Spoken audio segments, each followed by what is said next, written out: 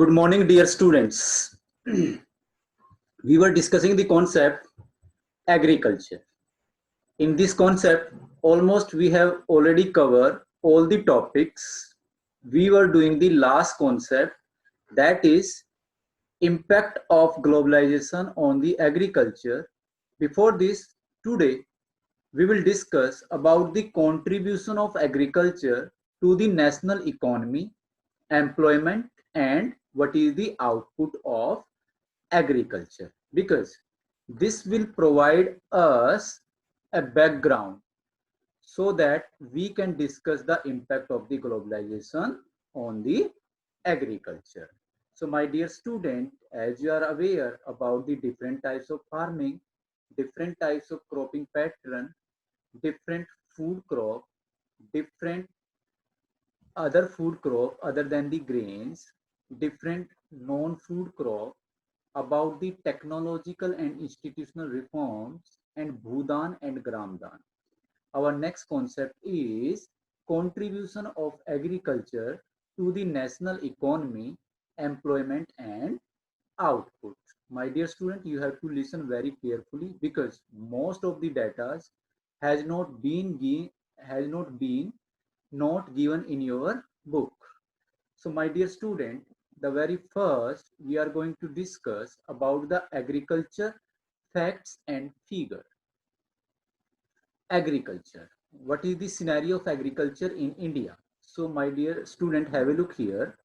Agriculture account for nearly 18% of GDP and employs almost half of the country's total workforce. यानी कि ये हमारी GDP में 18% का इजाफा करता है, साथ ही साथ more than the half country population still depend on the agriculture, or approximately we can say that 62% of India's population still depend on the agriculture.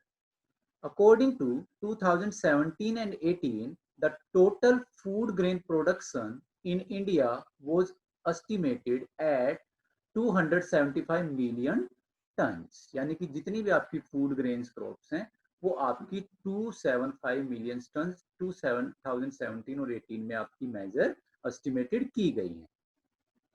India is also the largest producer of pulses in the world, as I told you, accounting for 25% of global production. यानी कि India जो है विश्व की, world की 25% pulses को grow करता है. India's annual milk production in 2017-18 was 165 metric ton, making India the largest producer of milk. And except this, that there is also the production of the jute and the pulses. Means in these three fields we are at the largest producer, or we are at the number 1 place. India is also the second largest fruits and vegetable producer of fruit and vegetable producer. यानी कि हम जो है horticulture में भी हमारा जो है सेकंड स्थान आपका आता है after the China. And then we also the largest producer of the rice, wheat, groundnut, cotton, and sugarcane. Means in the major crops we have also the largest production in the world. Share of agriculture sector in total export of the country is 11.76% for the year 2018-19. यानी कि agriculture product जो हम दूसरे देश को export करते हैं, दूसरे देशों में भेजते हैं, वो हमारा जो है तकरीबन जो है 11.76% का जो है 2018 में था. So this is the significance of the agriculture in India, or this is the contribution of agriculture in India. These are the facts and figure of agriculture in India, and this is the present scenario of agriculture in India. Any way question will be asked to you. Significance of agriculture. As you are aware about the different facts and figure, so what is the significance, what is the importance of agriculture in India? The very first importance is that highest employment provider, यानी कि India में सबसे ज्यादा जो employment आपका provide करता है, that is the agriculture.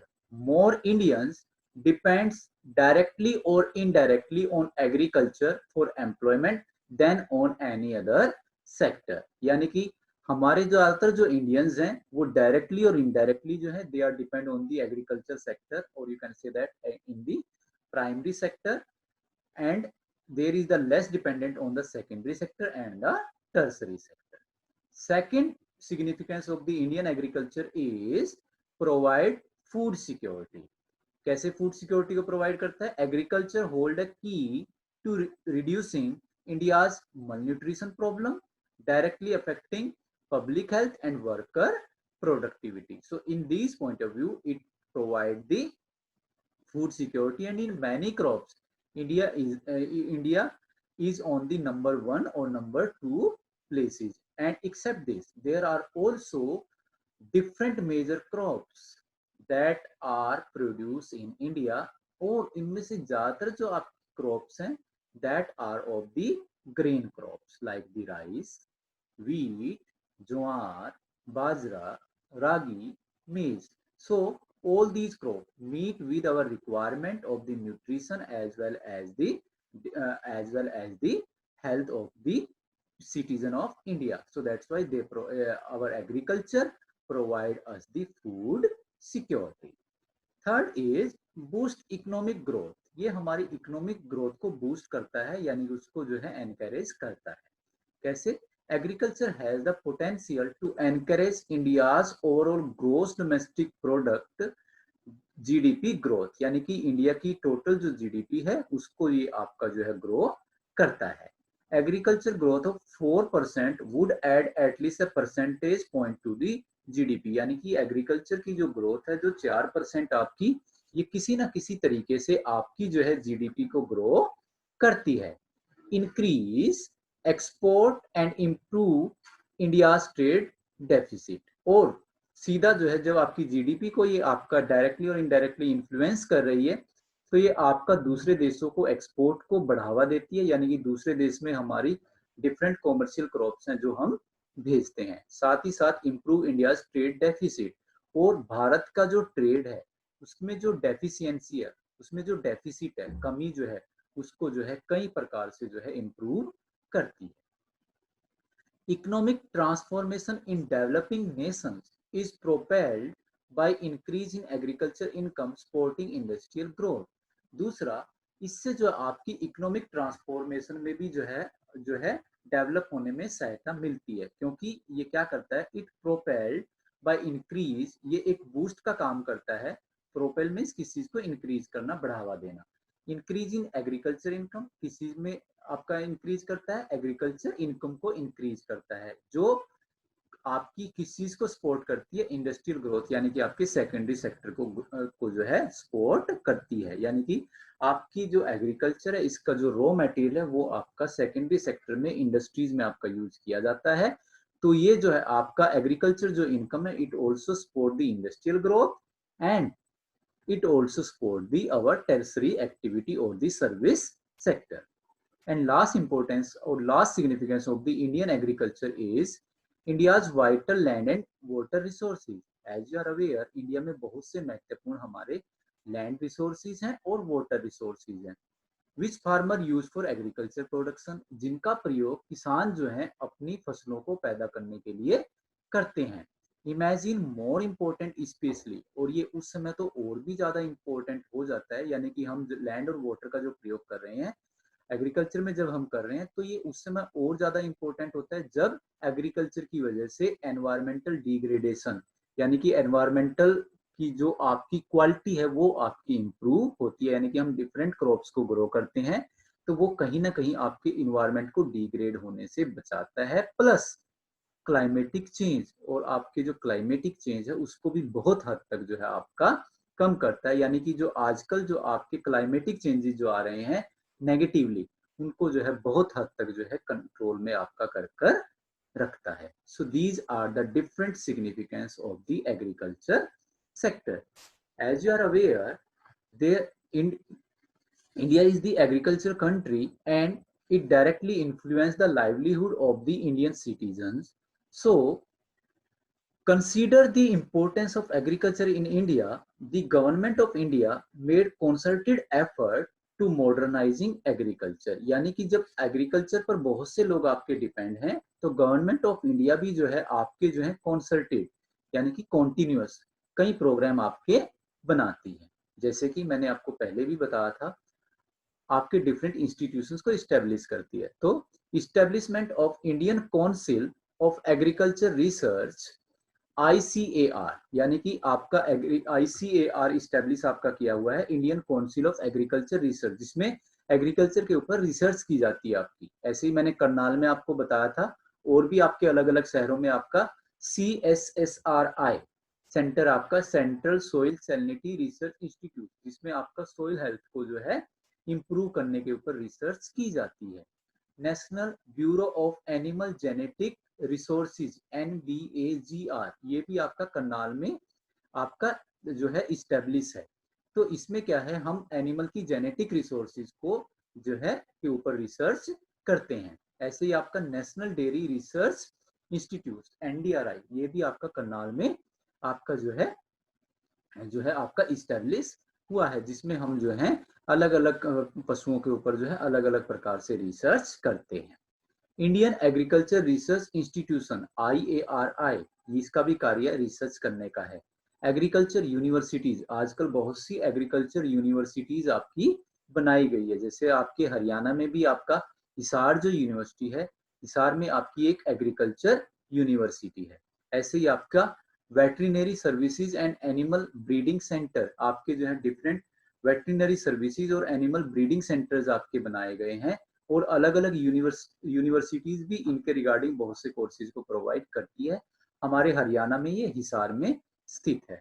ऐसे ही आपका हॉर्टिकल्चर डेवलपमेंट, आजकल जो है फ्रूट्स और वेजिटेबल की डेवलपमेंट के लिए भी आपके अलग अलग हॉर्टिकल्चर डेवलपमेंट प्रोग्राम जो आपके चलाए जा रहे हैं। जैसे आपने सुना होगा Indo Israel horticulture farm Gharaunda, जो आपके बिल्कुल पास में ही घरोंडा में ही आपका इस्टेब्लिश है। इसमें हम इजराइल के कोलैबोरेशन से जो है फ्रूट्स और वेजिटेबल की क्वालिटी को इंप्रूव करने के ऊपर रिसर्च करते हैं। प्लस साथ ही में आपने देखा होगा कि मूर्थल के आसपास, सोनीपत डिस्ट्रिक्ट में मूर्थल के आसपास आपका जो है एक बहुत बड़ी हॉर्टिकल्चर मंडी को इस्टेब्लिश किया गया है, जो आपकी जो है एशिया में भी बड़ी फेमस होने वाली है। तो वो सारा जो कार्य है वो हॉर्टिकल्चर के पॉइंट ऑफ व्यू से जो है सरकार के द्वारा किया गया है।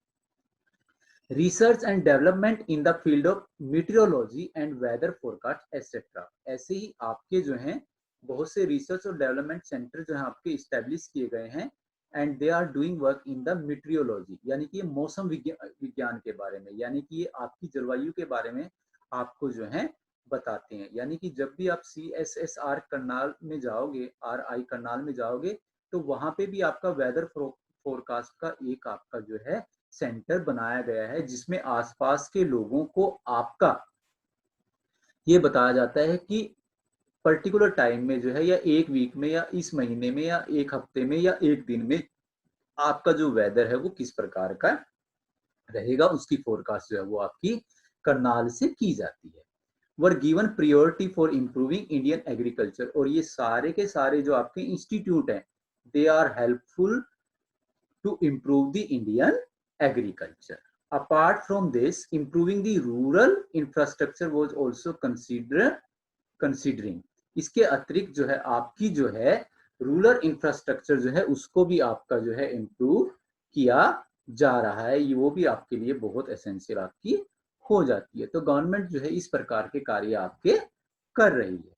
तो गवर्नमेंट, हालांकि जो आपकी गवर्नमेंट है वो बहुत से कार्य कर रही है, फिर भी the Indian farmer, they are facing the different types of the problem. So what are the different problems that has been faced by the Indian farmers? So my dear student, have a look here. This is most important concept. Question किसी भी प्रकार से आपसे पूछा जा सकता है. What are the challenges faced by the Indian farmers? What are the problems faced by the Indian farmer? Yeah, why are the Indian farmer doing suicide in the present time? So answer is this. So my dear student, the very first problem faced by the Indian farmer is, it is clear that though the GDP growth rate is increasing over the year, it is not generating sufficient employment opportunity in the country. हालांकि आपको पता है कि आपकी जो agriculture है ये GDP को आपका जो है ग्रो करती है, ये आपकी मोर देन जो है हाफ इंडियन पॉपुलेशन को वर्क भी प्रोवाइड करती है। लेकिन अगर इस पॉइंट ऑफ व्यू से भी देखें, आज भी हमारी इंडियन जो एग्रीकल्चर है ये सफिशिएंट एम्प्लॉयमेंट अपॉर्चुनिटी जनरेट नहीं कर पाई है। तो सबसे पहले आपकी समस्या ये है कि जीडीपी को तो ग्रोथ करती है कुछ एक्सटेंट तक, लेकिन ये हमारी जो है अनएम्प्लॉयमेंट की समस्या को आज तक भी सॉर्ट आउट नहीं कर पाई।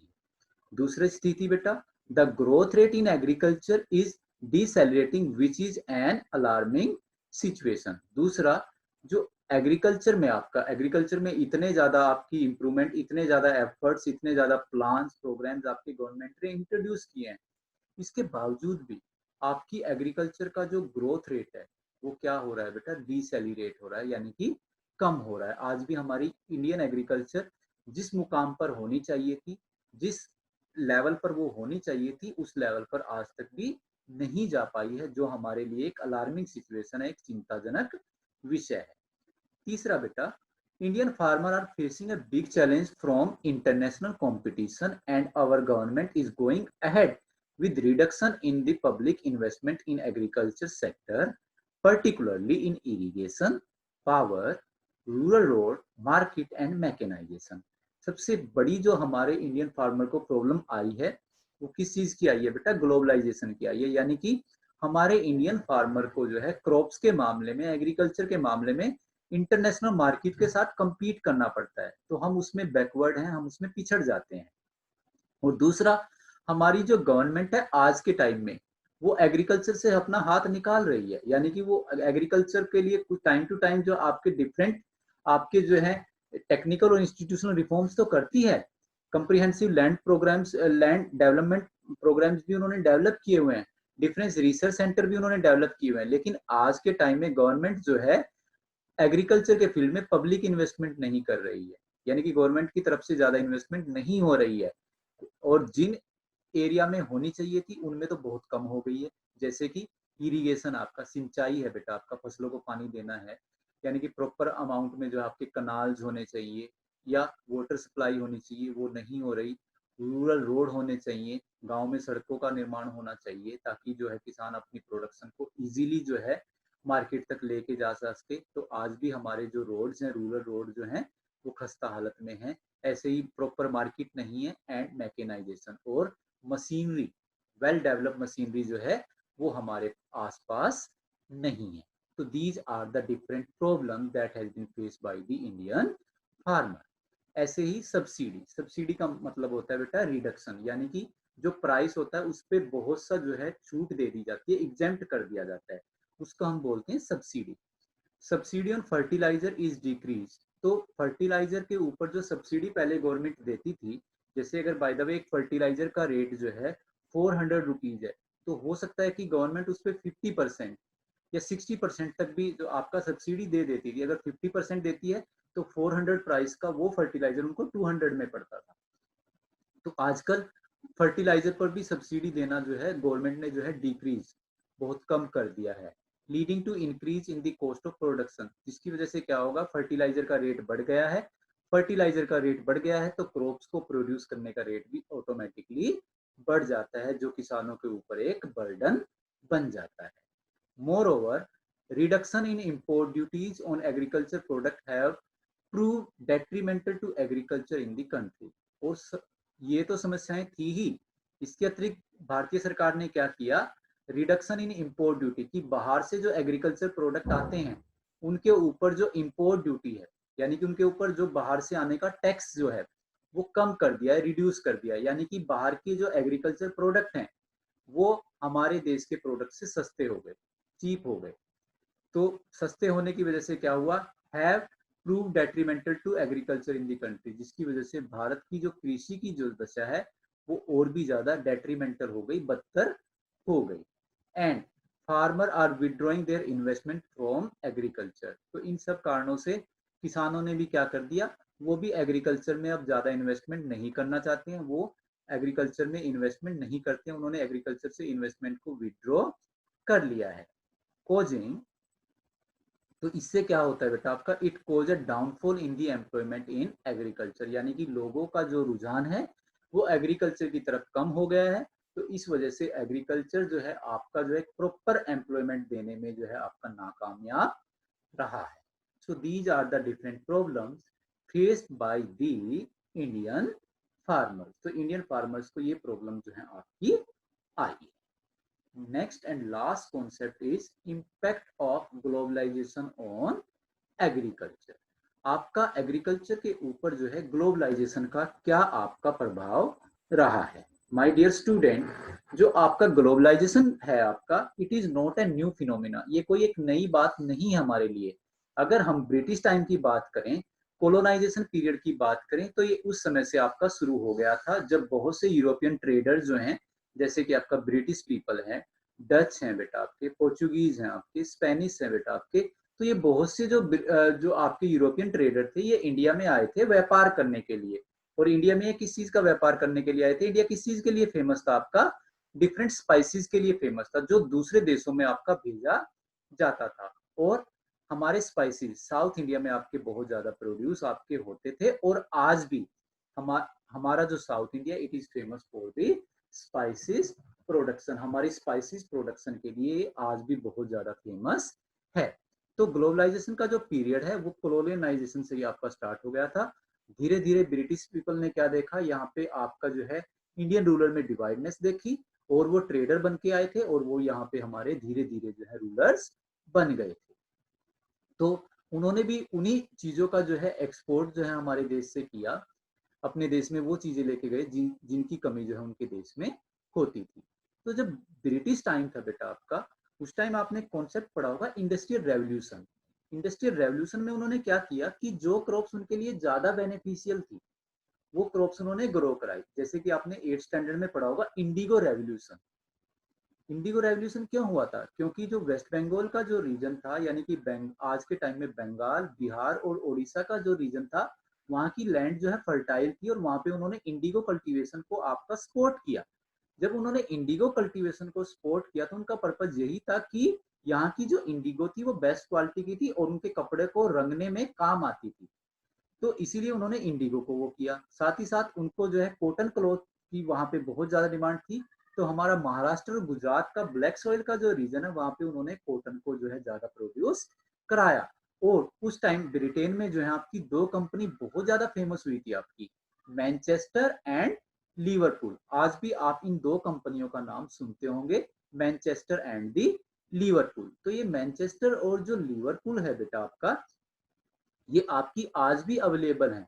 और इन्हीं के आधार पर अहमदाबाद रीजन को आपका जो है, अहमदाबाद को आज भी जो है आपके इंडिया का मैनचेस्टर जाना जाता है, क्योंकि यहाँ पे कॉटन क्लॉथ बहुत ज्यादा आपके जो है प्रोड्यूस होते हैं। तो ये प्रोसेस आपकी उस समय से स्टार्ट हो गई थी।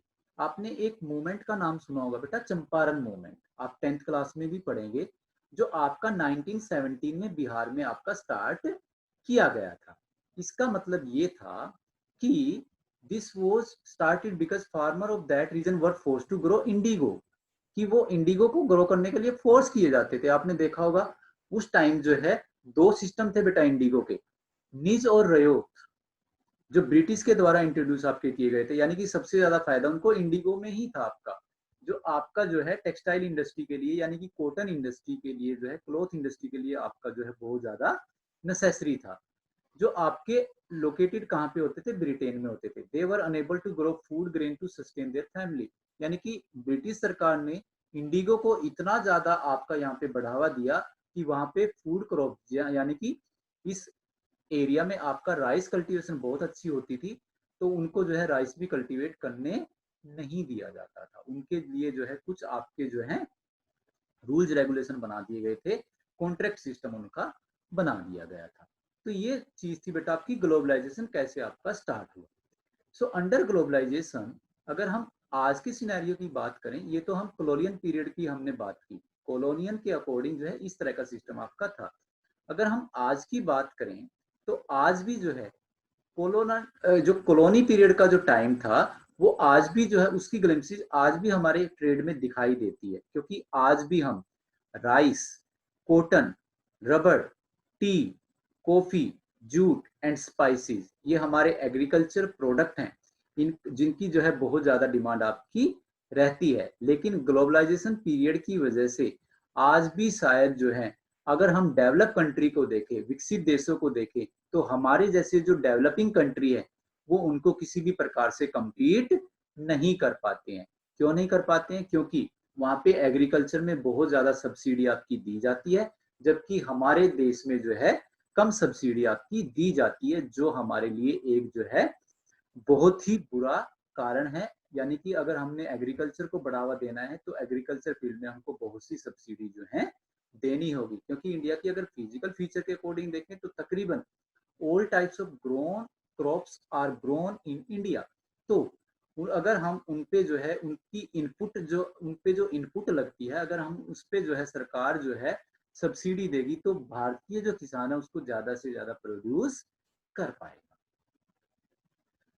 अगर आज के पॉइंट ऑफ व्यू से हम देखें तो आज के पॉइंट ऑफ व्यू से क्या है बेटा, Indian agriculture find itself at the cross road, यानी कि एक क्रॉस रोड पे खड़ी है। यानी कि हमको नहीं पता कि इसमें जो है विकास होगा या ये डेट्रीमेंटल होगा, ये नीचे की ओर आएगी।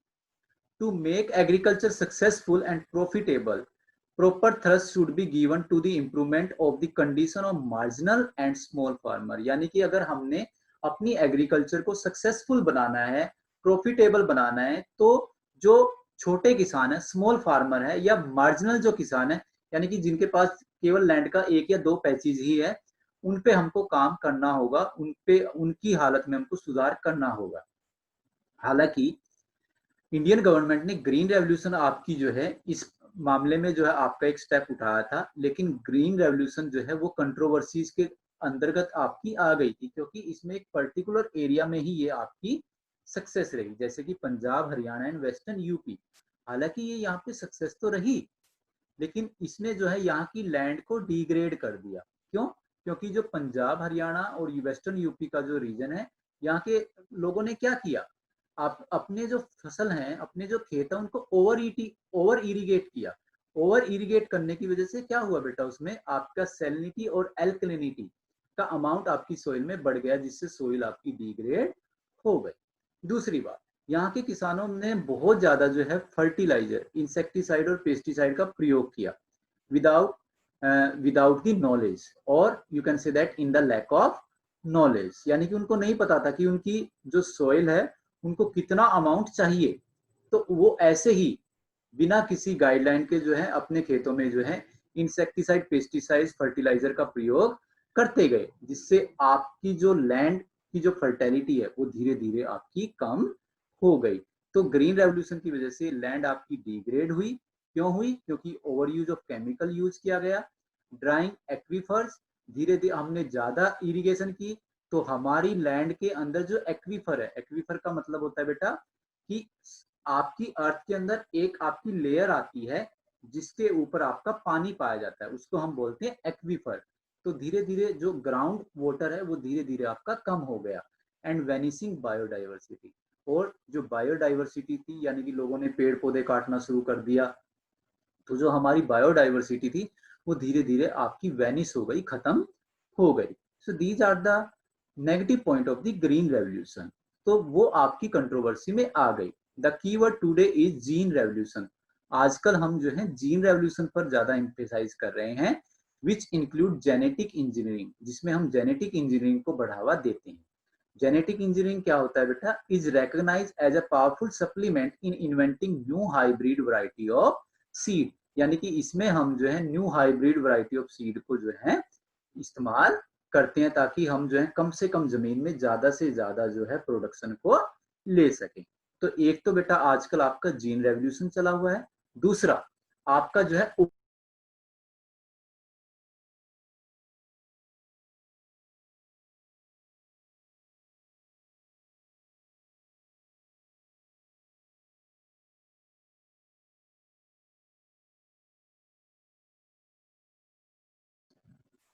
1 सेकेंड बेटा, आजकल आपकी जो ऑर्गेनिक फार्मिंग है, ऑर्गेनिक फार्मिंग आपकी बहुत ज्यादा आपकी डिमांड में है।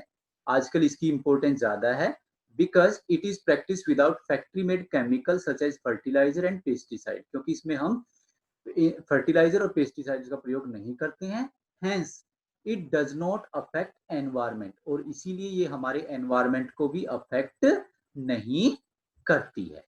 तो इस प्रकार से जो है आजकल ऑर्गेनिक फार्मिंग के ऊपर आपका ज्यादा एम्फेसाइज किया जा रहा है। So my dear student, I think this is your chapter. In this, the last phenomena is a few economists think that Indian farmer have a bleak future. कि हमारे जो फार्मर हैं उनका bleak future है, अंधकार में फ्यूचर है। If they continue growing food grain on holding that grow smaller and smaller as population rises, यानी कि वो छोटे छोटे हिस्सों पर खेती कर रहे हैं और आपकी पॉपुलेशन जो है छोटे छोटे धीरे धीरे जो आपकी बढ़ रही है। India's rural population is about 1600 million. हमारे गांव की जो जनसंख्या है वो 1600 मिलियन है, विच depend upon 200 million hectare of agriculture land, जो केवल 250 मिलियन हेक्टेयर लैंड के ऊपर ही जो आपका जो है डिपेंड करती है। An average of less than half A hectare पर पर्सन, यानी कि हर एक व्यक्ति को जो है हाफ हेक्टेयर से भी कम जमीन आती है। तो भारतीय किसान को क्या करना चाहिए? डाइवर्सिफाई देयर क्रॉपिंग पैटर्न, अपने क्रॉपिंग पैटर्न को डाइवर्सिटी यानी कि अलग अलग क्रॉपिंग पैटर्न को अपनाना चाहिए। Cereal to high value crop, इसमें सीरियल से लेकर अनाज से लेकर हाई वैल्यू क्रॉप तक आ जाती है।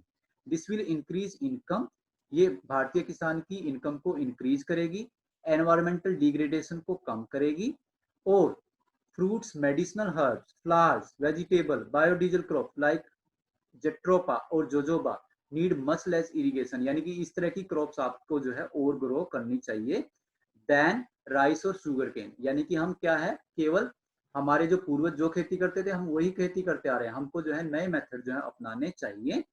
India's diverse climate can be harnessed to grow a wide range of high quality of these our wide range of these high value crops। तो इससे जो है हमारी जो क्लाइमेट है, डाइवर्स जो क्लाइमेट है, वो अलग अलग खेती को ग्रो करने में बहुत ही उपयुक्त है। तो किसानों को जो है अलग अलग प्रकार की खेती को जो है अपने नॉलेज में, अपने एक्सपेरिमेंट में लेकर आना चाहिए। So my dear student, this is our chapter agriculture.